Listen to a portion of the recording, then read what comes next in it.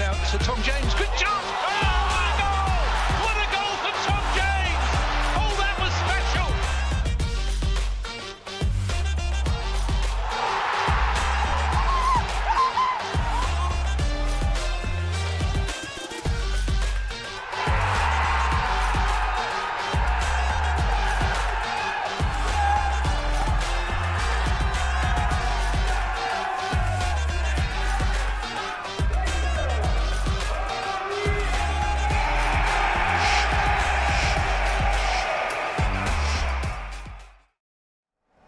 Well, good afternoon and welcome to Orient Live, and today is Retro Day, which is why we're donning some shirts from the past, some beautiful ones on show as well here, and not that retro for me, but still retro. I'm breathing in a little bit as well. But what are you wearing, Andrew?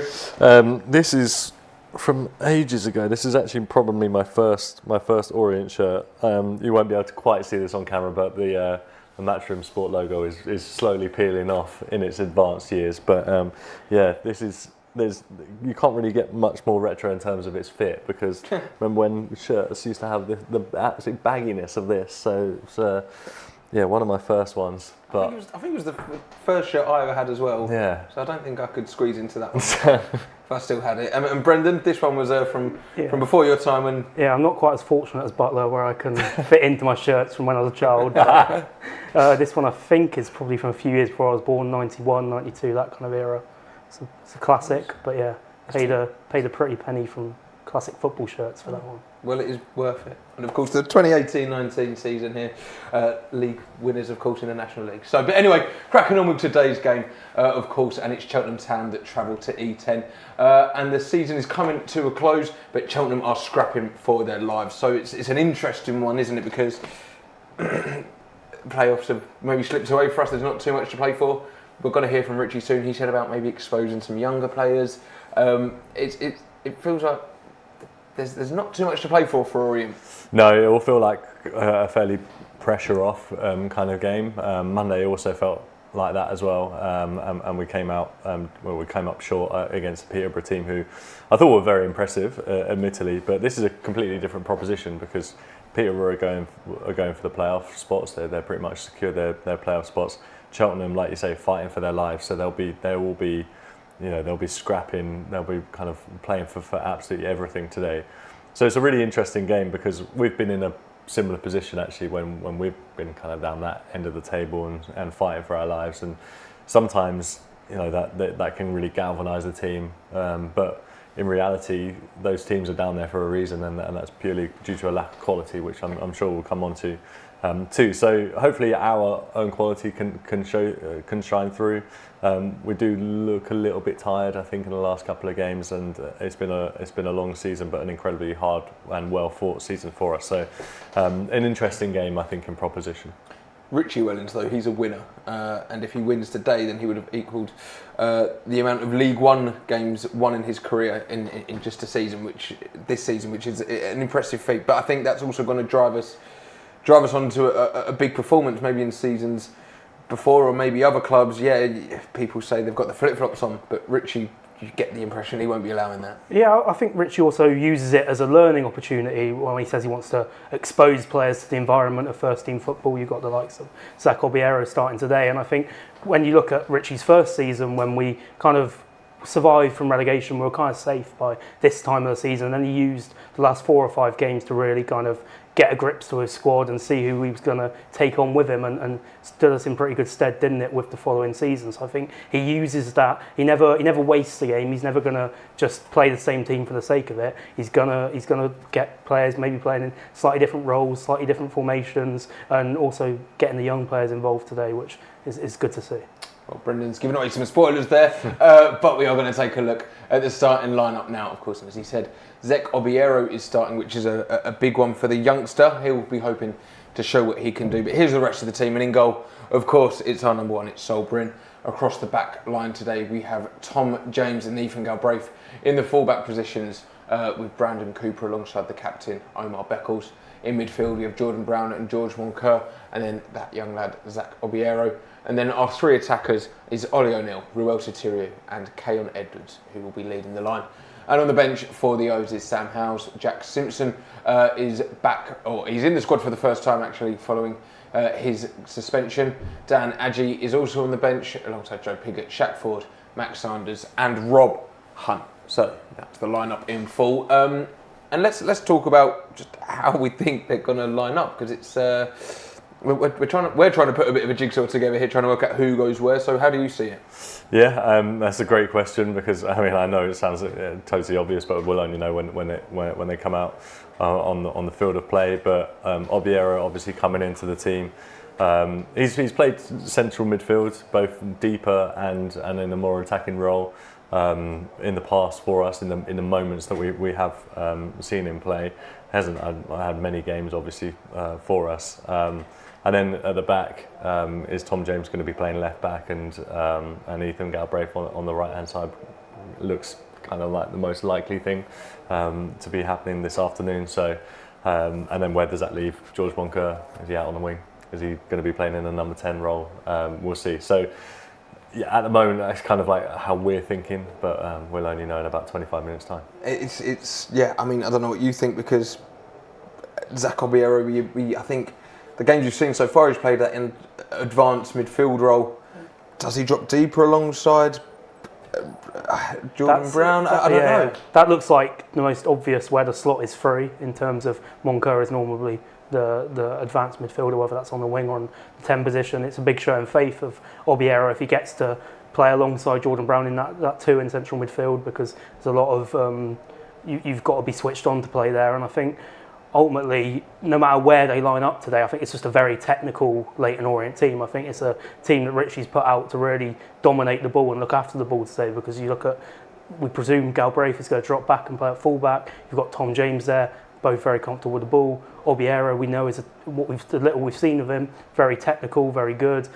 Jordan Brown's going to be the battler in there, the destroyer. He's going to break things up, but still very good with the ball at his feet. And then obviously the likes of Ollie O'Neill and George Moncur, Shaq Ford, all like the ball at their feet, keeping it, cutting inside, being technical on the edge of the box. So very, very interesting lineup in terms of the way where I think Richie's going to really want to dominate the ball here and try and get out this Cheltenham side. He probably expects Cheltenham to probably drop a little bit deep, and it means we'll probably have quite a great deal of the ball today.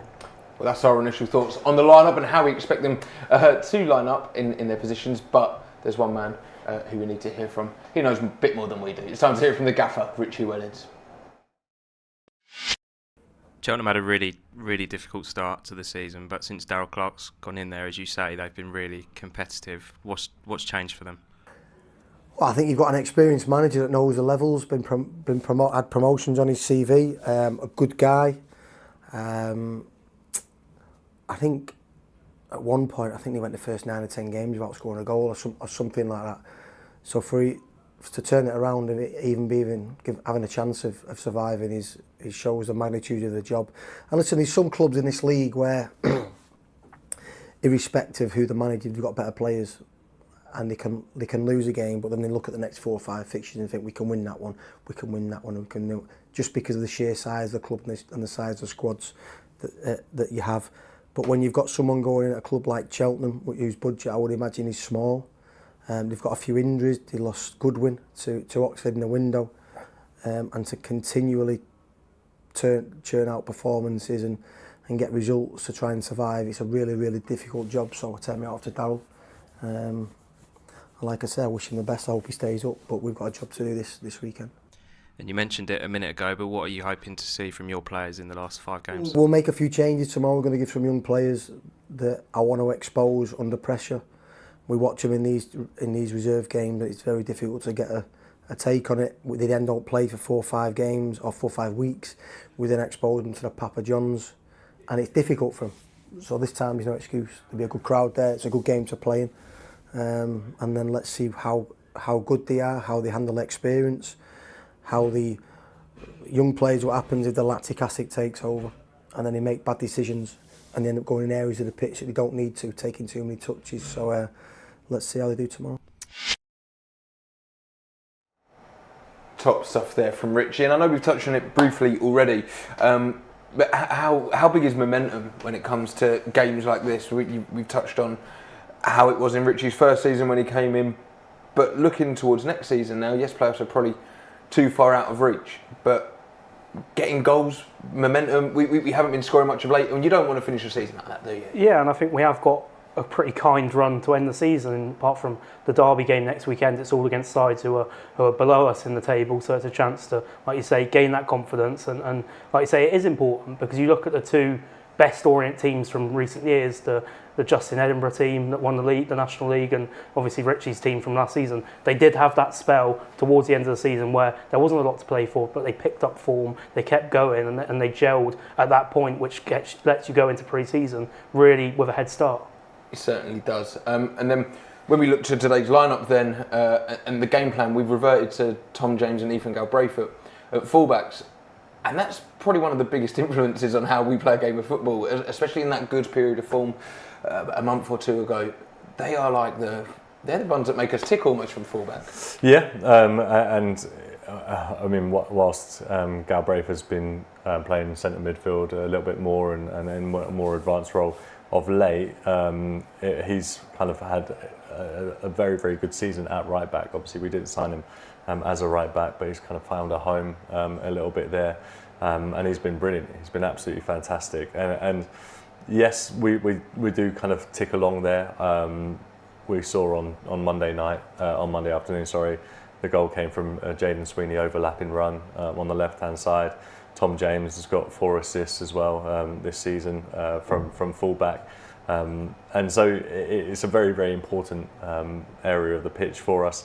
I kind of want to see us kind of be even more brave and more bold this afternoon. We haven't usually played as much in the kind of overlapping runs on the flanks as much as we have seen in recent seasons. Galbraith, I think, likes to come in a bit more, and Tom James has kind of held back a little bit more at left back so far throughout the season. But hopefully that they look at this Cheltenham team and think actually they've got a defence that can be got at. Yeah, and if we kind of look at what Ethan Galbraith is about, as Andrew said, we've seen a lot of him at right back. But he's a really good footballer, isn't he? Yeah, I think it shows how much Richie trusts him in terms of the fact that he plays him in several different positions and he's very comfortable there every time. I thought he was man of the match on Monday, or Orient's man of the match at the very least, even without the goal. I thought he ran the show in midfield. I expect maybe going forward that might be where he ends up, depends on where we recruit next season, but either wherever he plays on the wing, in the number 10 position, as well as the number 8s, or from right back, he's just, like you say, you want him on the ball because he's one of the most technical players in this team, and he puts himself about as well. It doesn't mean that just because he's a small technical player, he doesn't get his foot in, he doesn't win tackles, and that allows him to play at right back. But when you look at a lot of these clips here, a lot of it is just smart passing, making the right pass at the right time, and that will come when you've come through an academy like Man United. And yes, he obviously does a great job at right back and he impacts the game. But if you're looking for moving into next season, he looks like a player that you'd love to see just stay further up the pitch. And if he could do that, he would absolutely smash it. He looks like he's got that ability. He does. I mean, it's a good problem to have for Richie, for us, for the club. We talked really in a similar way actually about Jordan Brown, didn't we, last season when he came to the club as a centre midfielder and had to play a few games at right back, and we thought, this guy's a centre midfielder, but he's doing a fantastic job at right back. And then this season, as he's moved into that central midfield role, and then Galbraith's come in as a centre mid and been shifted back to right back. But to be honest, I think with players with such ability, I don't particularly mind where they play, just as long as they play. I think Galbraith has got fantastic ability. He strikes the ball so clean, has great vision. Richie obviously trusts him with a range of tasks as well, because not just as he played right back, he's played kind of in a more holding role and in a more advanced role in midfield. So I'm sure for him, he'll have a position where he prefers to play, but you'll ask most footballers and they'll say, just as long as I'm playing, I'm happy. Right, then we do have some options in defence, and an extra option in defence has come into the squad today with Jack Simpson, who signed as a free agent earlier this year. So let's hear from him as he prepares to potentially play some first minutes for the O's. Jack, you've been here for a few weeks now, and as of Saturday, you're eligible to play. What have you learned about the club in your time here so far? Yeah, I feel I've been very lucky, to be honest. Everyone's welcomed me with open arms in a lot of ways. Obviously, to start with, it was more with the team and the management staff. I guess feeling the process out of me, obviously wanting to get to know me as a person. Everyone was so kind to me all the way through the club, really. Getting to work with yourselves as well. You know, I've got to, I feel like, meet everyone within the club, which sometimes I don't feel you do, and got to really get to know everyone, see how the club works. And then obviously, last few weeks, got to go out in the community, got to meet the community trust members, the Punjabi-Os, and sit down and have conversations with them, and I guess try to show who I am as a person, you know, and how much I want to show what's happened isn't who I am as a person, you know, try and help and make a difference within this community, and getting to go out in the community and actually see what they do. It's just been enjoyable. Like, I've really enjoyed it, getting to socialise and meet people from all different walks of life and get to talk to them about football, and even if it's not football, just about different things. So I feel very lucky to have been given this kind of opportunity, and then to be welcomed in so much by everyone at the club, not just in the club, but all the communities around it. So you've had your opportunity to begin to show who you are off the pitch. How much are you looking forward to doing the same, but on the pitch from Saturday onwards?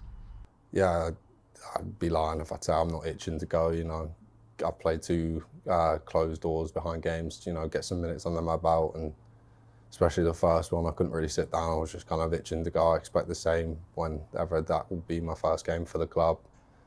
Yeah, kind of hard to put into words, you know, when you've been out for so long, and, you know, this is what you work for, like training, everything's great, but, you know, you train for these moments, to playing games in front of the fans, and hopefully I can just help the club whatever way that's possible in these last 5 games, and, you know, have a good end to the season. Fantastically honest interview there from Jack. Yeah, looking forward to seeing what he does in an O shirt. But now we've got a retail offer to bring to your attention, and there's even more savings to be taken advantage of, because right now we've just announced that there's a further 50% off all training wear and replica shirts that you can get online or in the club superstore. But enough of that, because it's time to talk to a member of the Michigan O's fan group. It's Bernard Dickens, who joins us live from... I'm not too sure where you're joining us live from, Bernard. Please tell us. I'm in Florida, but I normally live in Toronto, Canada. Oh, marvellous. And thank you for joining us here on Orient Live. Could you maybe just tell us a little bit about how you started supporting Orient and your involvement with the Michigan O's recently? Well, I go back over 75 years. My mother's family had a business on Leighton High Road near the corner of Osborne Road, and we used to visit there on Saturdays. And in 1947, February, it was cold, and my father took my brother and me round the corner to see a football match. And approaching the ground, the big doors had peeling paint in red, and the word Clapton Orient was what I could read. But we went in. The Orient were playing in their blue shirts and white shorts. They were playing Swansea Town, they were then, and it was fun. And after that, when we were there on Saturdays, I would go down the road and watch the Orient. And we lived in Manor Park, East Ham, and the neighbours and the local kids all followed West Ham. So to be a bit distinctive, I would tell them about the Orient, and it was enjoyable. And that's fantastic, because I was going to ask you what your memories were of being a young Orient fan in Leighton back then, but you've answered that quite nicely. So have you got any maybe Orient heroes or any particular moments that stand out in your time supporting Orient? Yes, when I played in goal, so I monitored the the goalkeepers. The first one I remember was Stan Tolliday, also somebody who I saw if I was there on a Saturday and the first team was playing away, the reserves would play. And they had the Polish goalkeeper, Stanislaus Garula, and he would spend time with the crowd. So I always paid special attention to the goalkeeper. Also, Frank Neary was the centre forward, a very robust style. He wasn't above pushing people around. So Frank Neary was a hero. David Groombridge was a very unspectacular but solid goalkeeper, and I enjoyed watching him. In later years, for a spectacle, when Lazarus was playing for the team, he celebrated his goals by doing a victory lap round the pitch. So seeing Mark Lazarus was always special. I paid a lot of attention to Reg Newton, who was a goalkeeper for many years.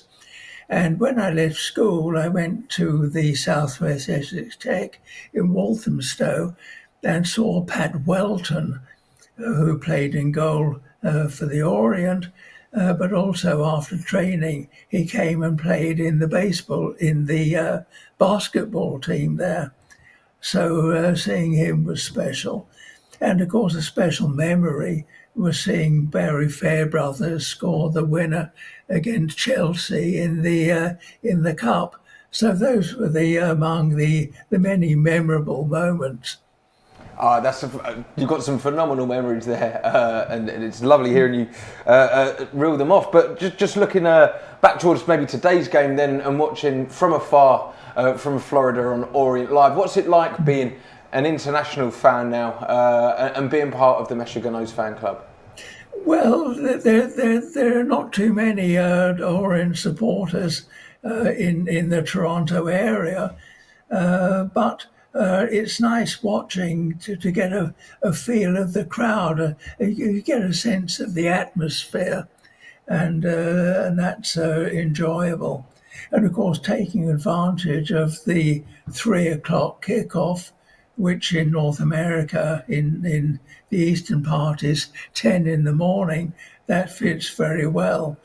But as a kid, I remember before floodlights having to be to the kickoff at 2:15, and that could make for a bit of a rush to get there after lunch on Saturday. Well, Bernard, it's been a pleasure hearing about your journey as an Orient supporter, and hopefully we can get 3 points for you today as well. Thank you so much for joining us. Well, I'll be watching keenly, let's hope. Up the O's. Thank you, Bernard. Have a fantastic afternoon. Thanks, my pleasure. Right, top stuff there from Bernard. And now it's time to turn our attention back to today's game, and there's just under 10 minutes to go until kick-off. So don't forget, if you're watching along live on our YouTube stream, then you can head over to the Orient website and onto the Match Centre. And UK fans, you can pick up an audio pass to listen along. And international fans, just like Bernard, you can watch along here on Orient Live. But now let's take a look at the visiting side, as it's Cheltenham Town, who are coming to E10 fighting for their lives. And in goal for Cheltenham is their number 1, it's Luke Southwood. The captain, number 2, Sean Long. Number 5, Andy Smith. Number 6, Lewis Freestone. Number 7, Liam Kinsella. Number 8, Liam Sercombe. Number 10, Aidan Keener. 15, Will Ferry. Number 19, George Lloyd. An Orient fan, maybe he'll throw one in the own net today. It's 33, Curtis Davies, and 34, Tom Pett. And on the bench for Cheltenham is Jamie Pardington, Ben Williams, Tom Bradbury, Elliot Bonds, Josh Harrop, Joe Nuttall, and Jordan Thomas. So he is the big name there, really. Curtis Davies, as I think a lot of Orient fans know him. He's been quite vocal about his desire to join from the club, but he has had a tough season. Cheltenham have had a tough season, and they're probably down the bottom for a reason. Yeah, absolutely. I think it's quite easy to forget because we're this far into to the league season, but you have to talk about Cheltenham's start to the season, because they broke a Football League record at the start of the season without they didn't score a goal in the first 11 games of the season. No goals. They got a couple of points in 0-0 draws, but no goals. And then since then, it's just been such an uphill struggle for them.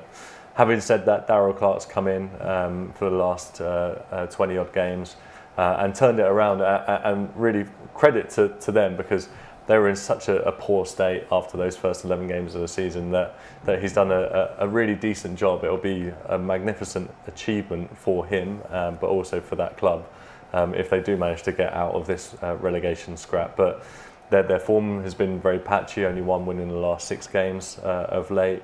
They looked like they were kind of on the up in around February time. They got 3 wins on the bounce, and everyone was like thinking maybe Cheltenham, after all that, are going to get out of it. But at the end of the day, they've had a really, really poor season, and the quality just across the team hasn't been there. They've got a couple of good players who've had good seasons. Liam Sercombe being kind of the standout players, but up top for them today, they've only got 1 goal between them, and that's Aidan Keener, who's only got 1 goal in over 1,600 minutes. So I mean, it's kind of the quality hasn't been there for them throughout this season, but Darrell Clarke has done a very, very good job of trying to turn it around for them. Considering their horrendous start to the season, they're 2 points from safety, 2 games in hand, but is that almost, if you were to look at them as a team today, is that almost a little bit of a false position, considering how bad that start was? That they're going to be a tougher test than what the league table suggests? Yeah, until they basically started the season with a handicap of minus 20 or so points because of the fact they didn't get any results, they didn't score any goals. Darrell Clarke has come in with on a hiding to nothing really, and done a really, really good job to have them even in with a shout of staying up. And given some of the teams down there, and like you say, their form that they're playing at the minute as a probably lower mid-table side, you'd back them probably to maybe try and get out of it. So yeah, I think a tough test today, tougher than maybe the league table shows. They didn't score goals early on, but obviously they have started scoring. They needed to. We'll see a few here. They look like they'll be a hard team to play against from a scrappy nature. They're going to be fighting for their lives, of course, and they know where the back of the net is now. Yeah, they do. They do, and they have picked up, as we said, after that shocking start to the season.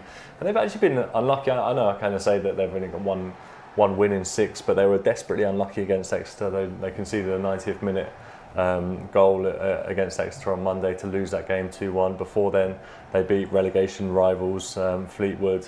The game before that, they drew with Barnsley, who were a tough test. So.